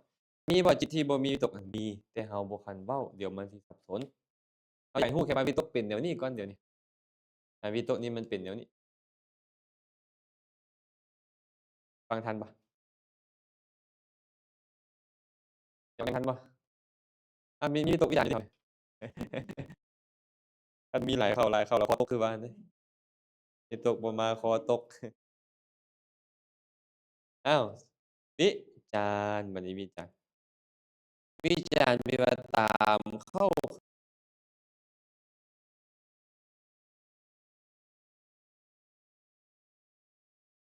พึงอารมณ์คันแปลตามศัพท์มันพิจารณาอันวิจารณ์นี่เคยได้ยินคำวิจารณาบ่วิจารณญาณเคยได้ยินบ่วิจารณากับพิจารณาเนี่ยอันเดียวกันเปลี่ยนจากตัววะมาเป็นตัวพะกลายเป็นพิจารณาพิจารณาอารมณ์นั่นเองเพิ่นเลยว่าตามเข้าคึงอารมณ์เพิ่นอุปมาเหมือนกับเรานี่น่ะไปตีระฆังเราเคยได้ยินเสียงระฆังบ่แก้งหยุดเลยบ่หรือว่าแก้งไป ยาวเนาะยาวคือกันเลยเพิ่นว่าตอนตีระฆังครั้งแรกเสียงระฆังแก๊งเหมือนวิตกเสียงที่กังวานแง้งๆๆไปภายหลังเหมือนกับวิจารณ์แต่บ่ควรเข้าใจว่าวิตกกับวิจารณ์เกิดคนละเทื่อเกิดพร้อมกันเขาก็ยังบอกเลยสัมปัญญุธรรมต้องเกิดพร้อมกันดับพร้อมกันมีอารมณ์เดียวกันและมีวัตถุเดียวกันแต่เวลาเพิ่นอธิบายเหมือนกับจะอยู่คนละเทื่อแต่บ่แม่น เพิ่นกำลังบอกให้เรารู้ว่าวิจารณ์มันเฮ็ดหน้าที่ตามอารมณ์มันบ่ได้เฮ็ดยกมันบ่ได้เฮ็ดหน้าที่ยกขึ้นสู่อารมณ์มันตามอารมณ์เหมือนกับตามเอามือไปลูบคำอารมณ์นั้นอยู่ซี้เหมือนกับเรายื่นมือเข้าไปบ่อนที่เราบ่เห็นแม่หมอนไปจับได้สิ่งใดสิ่งหนึ่งเหมือนกับวิตกตอนนั้นน่ะตอนเอามือลูบไปเบิ่งเหมือนกับวิจารณ์แต่มันบ่ได้คนละคณะมันคณะเดียวกันเลยเฮ็ดหน้าที่ไผหน้าที่เราซื่อๆที่เอิ้นว่าวิจารณ์แปลว่าพิจารณาอารมณ์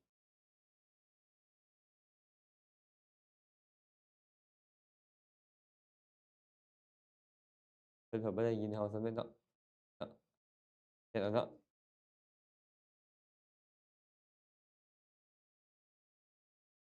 ผ่านบ่วิจารณ์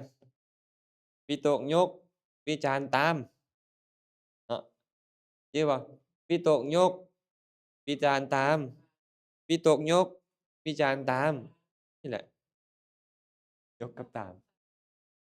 แต่ว่าต้องเกิดพร้อมกันเพิ่นเฮ็ดเพิ่นเว้านี่เหมือนกับแม่นพร้อมกัน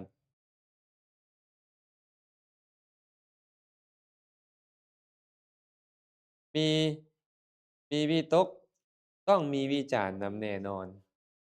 คันมีวิจารณ์บ่มีวิตกก็ได้อ้าวทุติยฌานมันก็ละวิตกเดะมันยังเหลือแต่วิจารณ์วิตกบ่มีสินะแต่ว่าตอนใดที่มีวิตกวิจารณ์มันก็ต้องมีนำแน่นอนมาเบิ่งอธิโมกข์อธิโมกข์อธิโมกข์แปลว่าตัดสินอารมณ์มันคล้ายๆกับโยนิโสเราเว้าเมื่อกี้นี่บ่คล้ายๆกับตัวโวทัพพนะอันบ่คล้ายเนาะตัดสินว่ามันจะเป็นบุญจะเป็นบาปแม่นบ่อันนี้บ่แม่นตัดสินแบบนั้นอันนี้ตัดสินในอารมณ์บ่แม่นไปตัดสินให้เป็นบุญเป็นบาปนั้นอันนี้ตัดสินอารมณ์คันว่าวิจิกิจฉาลังเลสงสัยเราเคยได้ยินเนาะตัววิจิกิจฉามันบ่แม่นเนาะแต่อธิโมกข์เนี่ยตัดทิ่มอันว่าบ่แม่นค่อยเอาอย่างเดียวอันนี้ลักษณะของมันคือดิ่งไปในอารมณ์เอิ้นว่าตัดสินฉะนั้นอธิโมกข์จะบ่เกิดพร้อมกับวิจิกิจฉาจักเทื่อบ่คือกันบ่คือกันเนาะฟังทันเนาะมาจินตนาอีกรอบหนึ่งอธิโมกข์แปลว่าตัดสินอารมณ์คือบ่มีความลังเลในการจะถือเอาอารมณ์เพิ่นนี่บ่มีลังเลเลยเอาอย่างเดียวเอาอย่างเดียวอารมณ์ใดมาก็ไม่เอาอารมณ์นั้นอารมณ์ใดมาก็เอาอารมณ์นั้นตัดสินแบบนี้เอิ้นว่าเอิ้นว่าอธิโมกข์แต่จะเอาอธิโมกข์ไปอันนี้หลายบ่อนว่าแม่นอันเดียวกันเดะบ่แม่นเดะอธิโมกข์บางบ่อนคือศรัทธาอธิโมกข์บางบ่อนหั้นนะแต่ว่าตัวนี้นี่อธิโมกข์เจตสิกมันบ่คันแม่นจิตมันเกิดขึ้นกับจิตทุกดวงขออภัยทุกประเภทบ่แม่นทุกดวงวิริยะบัดเนี่ยแปลจั่งวิริยะเรามักแปลคำว่าความความเพียรนี่เป็นไปใดวิริยะเนี่ยตามเพิ่มกำลังให้สัมปยุตตะเพิ่นเลยอุปมาเหมือนกับกองทัพกองทัพของพระราชาพระองค์หนึ่งมีกำลัง1,000คนแต่จะไปตีกับกองทัพของพระราชาที่มีกำลัง3,000ตาไหวบ่ตีไปตีมาตีไปตีมาโอ๊ยบ่ไหวแล้วถอยดีกว่าส่งข่าวไปหาพระราชาพระราชาส่งกองหนุนมาเป็นจั่งใดบัดนี้ได้กองหนุนมาแล้วตีต่อจนได้รับชัยชนะได้ไอ้กองหนุนเนี่ยเหมือนกับวิริยะเพิ่นเพิ่นก็ไปหนุนให้มีกำลังขึ้นแต่ว่าบ่ได้เกิดคนละเทื่อเดะต้องเกิดพร้อมกันอย่าลืมว่าเราเรียนเรื่องของสัมปยุตตะธรรมที่เกิดพร้อมกันแต่เวลาเพิ่นอธิบายเนี่ยอธิบายเหมือนกับจะเป็นคนละเทื่อเนาะแบบนี้เลยเอิ้นว่าตามเพิ่มกำลังคันคนขี้คร้านเดะเอิ้นว่ามีความเพียรบ่บ่มีความเพียรแต่ว่าในความขี้คร้านนั้นก็มีความเพียรเพียรนอนเพียรนอนเพียรคิดแนวเป็นอกุศลต่างๆเพียรเด้อมีบ่พวกเขาบัดนอนว่าคือเก่งแท้เพียรแท้แต่ว่าเพียรอันนั้นบ่เอาเพียรในอกุศลก็มีเดะเราก็บอกเลยว่าตอนนี้เรากำลังเรียนเจตสิกที่เกิดขึ้นได้กับทางกุศลและอกุศลความเพียรตัวนี้มันเกิดขึ้นกับกุศลก็ได้กับอกุศลมันเป็นกลางๆมันบ่คันแม่นบุญบ่คันแม่นบาปบ่คันแม่นบุญบ่คันแม่นบาปมันเกิดกับบุญก็ได้เกิดกับบาปก็ได้เกิดกับจิตดีงามก็ได้จิตบ่ดีงามก็ได้เนาะเข้าใจแล้วเนาะบัดนี้เนาะวิริยะเจตสิกก็คือความเพียรหรือธรรมชาติที่ตามเพิ่มกำลังให้หมู่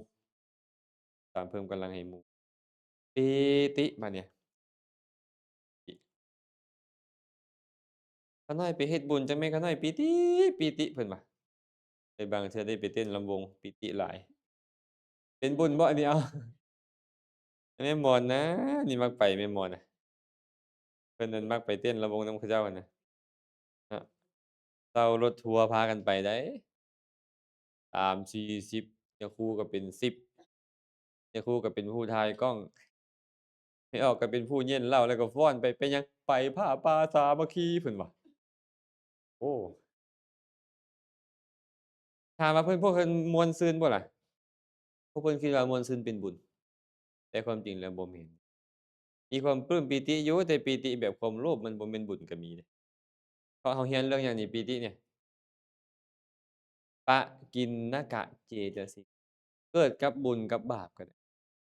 คันซั้นบ่แม่นว่าทุกครั้งที่ปีติจะเป็นบุญบ่แม่นเป็นความโลภก็ได้โลภก็ได้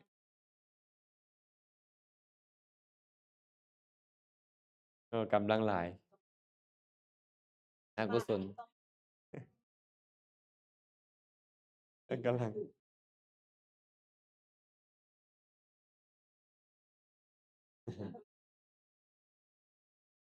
ไอ้ตัวนี้นี่มันจะเกิดกับโลภะเท่านั้นมันบ่เกิดร่วมกับโทมันบ่เกิดร่วมกับโมหะไอ้คำว่าบ่เกิดร่วมกับโมหะคือบ่เกิดในโมหะมูลจิตแต่ว่ามันสามารถเกิดร่วมกับโมหะในโลภะจิตเพราะทุกครั้งที่เจ้าโลภเนี่ยเจ้าต้องลงนำโลภกับหลงมันเกิดพร้อมกันในฐานะนี้นี่นะมีปีติได้เพราะว่าตอนโลภอะโลภมีโสมนัสสีโลภอุเบกขาอีกสีเนาะผ่านเนาะแม่เพชรผ่านบ่แม่เพชรผ่านแล้วแปลว่าหยังล่ะปีตินี่ความอิ่มเอิบใจความอิ่มเอิบใจปีตินี่มีหลายอย่างเนาะปีตินี่เนาะเดี๋ยวอาจารย์จะอธิบายให้ฟังคืนทีหลังเด้อปีติสวากขานะก็มีปีติน้อยหนึ่งก็มีปีติแบบโหมทับมาเหมือนขึ้นลมก็มีปีติจนตัวโยกโคงลอยขึ้นก็มีปีติที่แผ่ซ่านไปทั่วร่างกายอิ่มเอิบอยู่ตลอดเวลาก็มีแต่ว่าก็ชื่อว่าปีติอันเดียวกันนั่นต่างแต่อาการของมันเป็นหลายหรือน้อยซื่อๆแต่ก็บ่เกินปีติเนาะแสดงว่าปีติเนี่ยมันบ่คันเป็นบุญบ่คันเป็นบาปเทื่อเป็นกลางๆกลางอิ่มเอิบใจไอ้บางเทื่อเฮ็ดบุญเนี่ยกินข้าวแล้วว่าเท่าบ่มื้อนี้อิ่มบุญเพิ่นว่าเออหมู่นี่มาปุ๊บโอ๊ยเอาข้าวมากินดูสูเอาข้าวมากินดูเพิ่นว่าบ่ได้กินข้าวปานนี้หิวข้าวตอนหมู่ยังอยู่นำเนาะอิ่มเอิบใจหมู่มาหาเนาะหมู่ได้เฮ็ดบุญญ้อนเฮาเนาะอิหยังซี้เป็นต้นแม่นบ่พี่น้องป้องปายก็ได้เฮ็ดเนาะครูบาอาจารย์ก็ได้ขบเคี้ยวฉันเนาะตอนนั้นเพิ่นก็บ่หิวแล้วตอนนั้น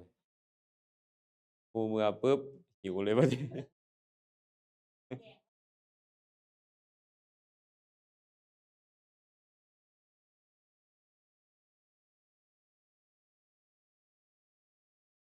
นี่แหละไอ้ความโลภนี่แหละแม่นนี่แหละแม่นออกจินดาราก็เลยถามว่าไปเที่ยวนี่เด้อาจารย์ไปเที่ยวนี่เป็นบุญบ่เป็นบาปบ่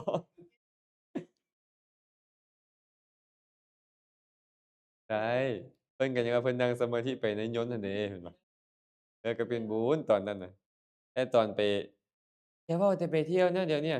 ให้แต้มคิ้วโก่งๆเนี่ยเนาะแม่นบ่ไม่ออกดาวหางคิ้วงอๆนี่น่ะอันนั้นก็คือปลื้มใจว่าเอองามแท้ข้อยงามแท้โอ๊ยโลภได้นี่แหละโลภแบบมีปิติแม่นๆเบิดแม่นเบิดแต่ว่าบางครั้งบางคราวอะน่ะเขาใส่ใจอีกคันใส่ใจเป็นยังเป็นเดะเบิ่งที่ใส่ใจเขาเบิ่งแล้วโอ้คันข้อยเฮ็ดแบบนี้แล้วคนทั้งหลายจะบ่ดูหมิ่นข้อยเขาจะบ่เป็นอกุศลคันเจ้าใส่ใจไปนั่นน่ะนะมันก็ชื่อว่าตอนนั้นน่ะใจดีอยู่มันแล้วที่ใส่ใจหยังวะแล้วที่ใส่คันว่าใส่ใจได้มันก็เป็นบุญคันใส่ใจบ่เป็นเฮ็ดอีหยังอยู่ก็เป็นบาปนะให้ทานยังเป็นบาปนะขนาดนี้แรงอันนี้แม่นๆตัวเจตนาหั่นแหละแต่ว่าเจตนาตัวนั้นน่ะมันต้องมีจิตเบื้องหน้าพามันเป็นโยนิโสเราเว้าว่าโยนิโสแล้วเป็นเหตุให้มีเจตนาตัวนี้เกิดขึ้นอย่างเช่นบอกหนิงเนาะไปเห็นแมวแปม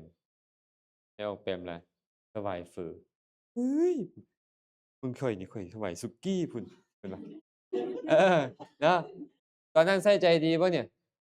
เป็นบุญบ่ตอนเจตนาสละเป็นบุญบ่เป็นแต่ตอนใส่ใจไปนั่นเป็นบาปไปแล้วขนาดให้ทานนั่นนี่น่ะ มันบ่แม่นเรื่องธรรมดาเดะนี่อันใส่ใจบ่ดีมันพร้อมที่จะมาญาติเอาบุญเราตลอดเลยพวกมารทั้งหลายนี่คือกิเลสมารเรานี่นะมันพร้อมญาติเอาบุญเราไปตลอดเลยทุกอย่างแม่นอีกมื้อหนึ่งแม่แป๋มสามารถเฮ็ดจิตให้เป็นกุศลได้ครึ่งชั่วโมงแม่แป๋มถือว่ากำไรหลายถือว่ากำไรหลายแล้วเดะนี่ในขณะที่พวกเราฟังธรรมอยู่ตอนเนี้ยบางเทื่อก็แม่นบ่บางเทื่อก็งกๆอยู่แม่นบ่แอนนี่แม่นบ่บางเทื่อมีออกดากกันแต่เพิ่นนึกถึงร้านอันร้านร้านสีทาเล็บเพิ่นพู้นนะ เลิกนี่ข้อยสิไปร้านนั้นเพิ่นก็อาจจะคิดแนวนี้อะเนาะเหม่อเอิ้นว่าหยังฟุ้งซ่านนี่ขนาดนั่งอยู่นี่ได้นี่ไดเห็นบ่พระอานนท์เว้าครั้งหนึ่งอะว่าสก5คนไปนั่งฟังธรรมแม่นบ่ผู้หนึ่งหลับผู้หนึ่งดึงต้นไม้เสาต้นไม้เสาเครือเขาเล่นอยู่ผู้หนึ่งเอาไปเขี่ยขี้ดินผู้หนึ่งก็เหลียวเบิ่งฟ้าพู้นก็ตั้งใจพระอานนท์นี่เหลือใจว่าเป็นหยังคือเป็นอันนี้นั่งอยู่ต่อหน้าพระพุทธเจ้าน่ะเป็นหยังคือเป็นแนวนี้พระพุทธเจ้าก็เว้ากับพระอานนท์อานนท์เจ้าคิดว่าธรรมะคนธรรมดาจะ เพราะกิเลสเนี่ยที่มันสังสมมาโดนนานเองเนี่ยมันเฮ็ดให้ใจของเราออกจากกระแสตรงนี้เป็นงูมา500ชาติติดต่อกันแล้วปัจจุบันอัธยาศัยลับก็ยังมีโอ้นี่เป็นลิงมาตลอด500ชาติติดต่อกันอัธยาศัยของการขึ้นต้นไม้ยังมีอยู่เนี่ยเออโตขี้กระเดือนนี่คือการเป็นขี้กระเดือนมา500ชาติก็ยังเล่นดินอยู่หั่นแหละส่วนเบิ่งเทิงฟ้าตามที่มักเป็นศึกษาเรื่องเดือนเรื่องดาวมันก็ยังยังน้อมไปในนั้นอยู่แต่พวกที่ตั้งใจฟังคือเป็นพราหมณ์มักเห็น อัธยาศัยเป็นแบบนี้ขนาดอยู่นำกันนั่น5คนน่ะตั้งใจฟังแค่คนเดียวคนเดียวเลยเราก็คือกันเราสังเกตเบิ่งเดะบางเทื่อเราไปฟังธรรมบางเทื่อเราก็ติดตามเดะผู้หนึ่งมันดึงเขาออกไปอีกเลยเรื่องหยังบ่ฮู้แล้วดึงไปอ้าวกลับมาอีกวันหนึ่งเดี๋ยวก็ดึงไปเดี๋ยวกลับมาอีกวันหนึ่งอยู่แบบนี้แหละกลับมาจดจ่อน่ะมันน้อยเดียวเองกลับมาจดจ่ออยู่ที่เหลือมันก็ไปหมดคือแนวสิไปแล้วเว้านั่นแหละเดี๋ยวก็อยากอันนี้เดี๋ยวก็อยากอันนั้นเบิ่งก่อนนะร้านใดอยู่ไสของปลอมหรือของแท้หมู่เพิ่นอ่านคอมเมนต์ของเบิ่งก่อนเพิ่นว่า อยากสิสร้างแต่มันอยากได้เดะไอ้ความอยากทั้งหมดนี้มันเป็นตัณหาหมดแต่อย่างต่างแต่ตัณหามีกำลังหลายตัณหานั้นเป็นเหตุให้มีความชอบธรรมเกิดขึ้นหรือบ่มันเป็นแบบนี้บางเทื่อตัณหาเฮ็ดให้เราเฮ็ดบุญก็มีเดะเห็นหมู่ตายหนักอันนั้นรวยๆป๊อดสร้อยคอเพชรกับคอเราให้ทองคำนำเราเบิ่งดูกระเป๋าแบรนด์เนมราคาเป็นแสนเหรียญสมมุติซะอยากได้เดะได้ยินได้ฟังมาว่าคนมีบุญข้อยสิเฮ็ดบุญเป็นจั่งใคอันนี้มันมีคำว่าให้ไปเฮ็ดบุญอยู่นะบางคนนี่บ่ข้อยสิวางแผนไปโกงเอาก่อนบางคนแม่นบ่มันเป็นอะไรมันเป็นอกุศลไปเลยเฮ็ดจั่งใดเดะเขาสิให้ข้อย เฮ็ดจั่งใดข้อยสิได้ของเขามาเนี่ยเป็นหยังอันเนี้ยอภิชฌาพาไปนรกได้หลายที่ฉะนั้นพวกเขาเลยมีตลอดบ่ว่าพวกไม่ออกบ่ว่าครูบาอาจารย์เนี่ยเป็นคือกันหมดเลยเดะญาติโยมสัตว์สาบาสิ่งไอ้เทวดาแฮ่งบ่ต้องเว้าฮอดไอ้พวกเทวดามันมีแต่แนวงามล้อใส่เขาอยู่ตลอดเวลาโลภะหลายเป็นหยังก็ขึ้นมามีแต่เอาโลภะก่อนหมู่เลยนี่แหละในบรรดาไฟ3กองพระพุทธเจ้าเอาราคะก่อนตลอดเลยบ่เอาโทสะขึ้นก่อนบ่เอาโมหะขึ้นก่อนเด้อครับแต่คันเว้าเรื่องอดีตปุ๊บเพิ่นเอาอวิชชาคือโมหะขึ้นก่อนแต่เว้าปัจจุบันนี่เพิ่นเว้าราคะก่อนเลยเพราะทุกเมื่อเจอวันพวกเรานี่ล่ะ ความกำนัดยินดีในสามีภรรยาในลูกในเจ้าในทรัพย์สมบัติในสัตว์เลี้ยงในอิหยังต่างๆ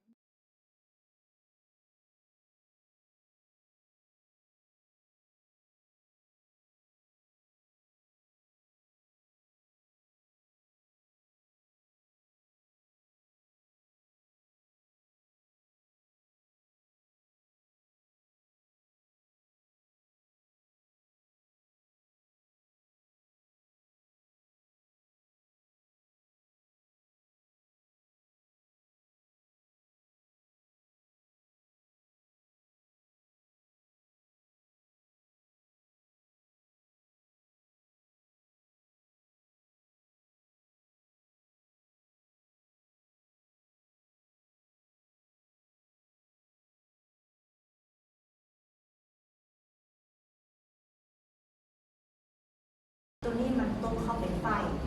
โลหะหรือว่าไม่เป็นทั้งโลภะทั้งโมหะเทื่อก็โมหะหลงอยู่บ่ฮู้ตัวซ้ำบ่ฮู้ก็ยังเห็นว่าเป็นตัวเป็นตนอิหยังพวกนี้เทื่อเป็นโมหะก็มีเทื่อเป็นความโลภก็มี อันนั้นก็มีทางตอนบ่มักก็โทสะตอนมักก็โลภะพระพุทธเจ้าจึงบอกว่าให้ พิจารณานั้นใส่ใจให้ดีเด้อ โปรโมทอะไรในเมืองไทย บ่เป็น เป็นหยังเพิ่นจึงบอกว่าคนไปอบายน่ะเหมือนกับแผ่นดิน คนจะไปสวรรค์เหมือนกับเศษดินเทิงปลายเล็บหรือว่างูคันอุปมางัวตัวหนึ่งก็คือ คนจะไปอบายเหมือนกับขนงัว คนจะไปสวรรค์เหมือนกับเขา อันย้อนแนวนี้แหละว่ากิเลสมันเกิดขึ้นในใจแล้วมันพร้อมจะพาเราไปอบายอยู่ตลอดเลยนี่โอกาสที่กุศลเกิดขึ้นมันน้อยหน่อยนี่แต่บางทีเรายังบ่อยากรักษามันซ้ำ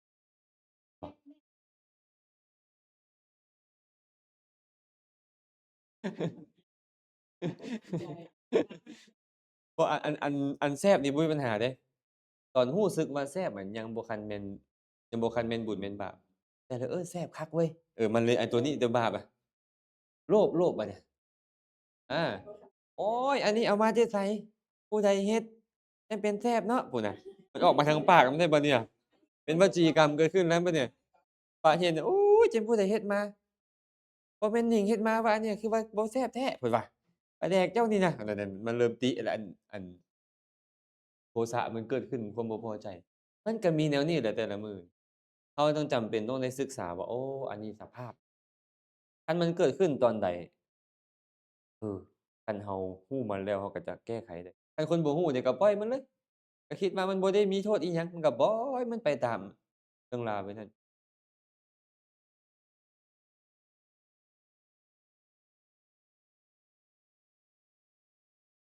ก็สัตว์ในอบายทั้งหมดนั่นแหละ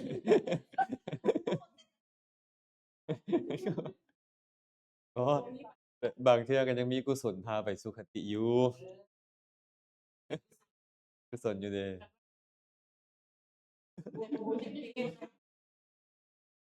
เป็นหยังพระพุทธเจ้าจังพยายามบอกเราว่ามันบ่มีสาระชีวิตนี้บ่มีมันให้สาระนี่เพราะมันจะพาเราไปแต่ทุกข์ไปแต่ทุกข์อยู่ตลอดเพิ่นจะบอกออกซะมาทางประธานทางตรงแต่ว่าก่อนจะเข้าใจสติปัฏฐาน4มันจำเป็นต้องรู้เดะว่าอันใดคือสติอันใดคือปัฏฐานนี่นะเดี๋ยวนี้อันใดคือความหลงอันใดคือความรู้นี่นะเราก็เลยจำเป็นต้องเรียนคันเราบ่เรียนก็สับสน แนวเฮียนนี่ให้เพิ่นน้อมไปเพื่อสติปัฏฐานพู้นได้นี่ได้แต่เบื้องต้นเอาสุตตะก่อนสุตตะมยปัญญาให้มันเกิดขึ้นในขณะที่ฟังนี่ที่เราสนทนากันแล้วเราเข้าใจอ๋ออันนี้มันเป็นอันนี้อันนี้มันเป็นอันนี้อันนั้นก็เอิ้นว่าสุตตะเกิดตะเกิดขึ้นใช่แม่นใช่ปัญญาเกิดขึ้นคันฟังซื่อๆคิดไว้ดีอยู่นะไม่เอาอันนี้เองเขาเอิ้นว่าฟังเสียงอันนี้บ่แม่นสุตตะ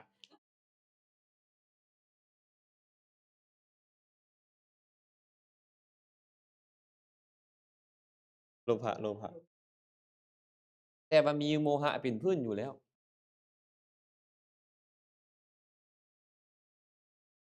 มันบ่แม่นแบบนั้นมันบ่แม่นว่าหลุดพ้นบ่ได้ พวกเขาทุกคนนี่มีโมหะหมดแม้แต่พระพุทธเจ้าก่อนจะตรัสรู้ก็มีโมหะแล้วก็มีตัณหาเบิ่งแม่รักพาราหุลฮักแท้รักนางพิมพาก็ฮักแท้ก็มีทั้งความโลภมีทั้งโมหะแต่ว่าเพิ่นเห็นแล้วเพิ่นก็เลยพยายามขวนขวยออกจากทุกข์แต่คันเราพยายามจมอยู่กับสิ่งเหล่านี้สิ่งเหล่านี้ก็จะเป็นนิสัยเป็นความเคยชินแม่นบ่มันจะเอิ้นว่าสันดานแล้วก็เอิ้นว่าวาสนาไปตามลำดับมันก็จะเป็นแบบนั้นเห็นบ่น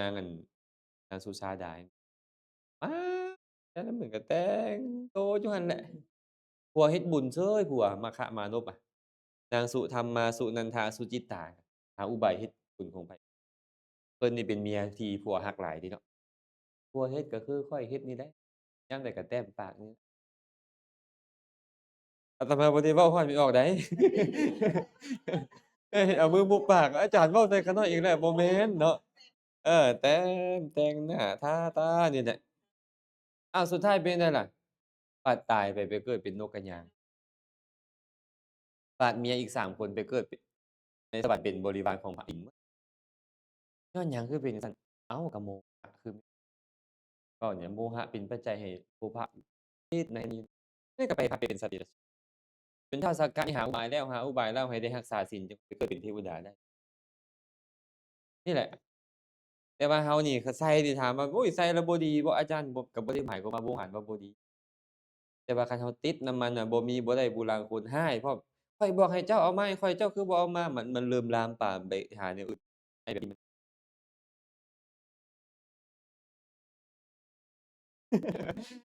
เออได้นี่ต้องเข้าใจว่าไอ้พวกนี้นี่น่ะมันเกิดขึ้นเพราะบุญที่เฮาแต่คันเฮาบุญมันส่งผลแล้วเราลุ่มหลงอยู่ในบุญแล้วบ่ได้เฮ็ดบุญต่อเลยอันนี้มีผลแต่อันนี้ก็คือการมีหน้าที่นึกออกไหมใช้สอยบริโภคอะก็คือว่าการมาโภคีบุคคลก็ต้องบริโภคแต่ว่าถึงแม้นว่าเฮาจะทรัพย์จะเกิดขึ้นโดยธรรมแล้วก็ตาม ใช้สอยแล้วก็ตามแบ่งปันให้ทานแล้วก็ตามตัวที่สี่ต้องมีจั่งเอิ้นว่าอุบาสกอุบาสิกาชั้นเลิศคือมีปัญญาพิจารณาใช้อย่าให้ติดน้ำมันจนเซาบ่ได้จนแบ่งเวลาเป็นกุศลคุณงามความดีสมมุติต้องไปปฏิบัติธรรมขึ้นมาโอ๊ยแหวนข้อยก็ต้องเอาไว้เดะสร้อยคอก็ต้องเอาไว้ครีมข้อยก็ต้องบ่ได้หยังเดะคันเฮ็ดบ่ได้แบบนั้นแสดงว่าเราติดบ่มีปัญญาพิจารณาสลัดออกมันบางเทื่อก็ต้องเฝ้าอยู่นี่เอาทรัพย์อยู่นี่แหละไปบ่ได้ค่าหยังค่าเฝ้าเรือนค่าเฝ้าร้านค่าไปบริษัทค่านี่ค่านั่นไปเบิดอันนี้เอิ้นว่าเราบ่มีปัญญาพิจารณาบริบทมันเพิ่นว่า ยังบ่เอิ้นคารวะท่านเลิศคารวะท่านเลิศนี่คือต้องแบ่งเวลาได้แบ่งให้มันให้เป็นพร้อมให้มันแล้วบ่ติดพันมันเกินไปรู้ว่าอันนี้เกิดขึ้นก็ญ้อนผลของบุญแล้วก็ต้องใช้บุญต่อบุญจังซี้เป็นต้นพักก่อนบ่ฮึพักเครื่องก่อนเนาะพักเครื่องจักหน่อยก่อนจะมาใหม่อนุโมทนานำเด้อมันก็บ่มีแต่อันเฮ็ดอันนี้ดอกมันก็เฮาก็เฮ็ดบุญเฮ็ดกุศลเดะ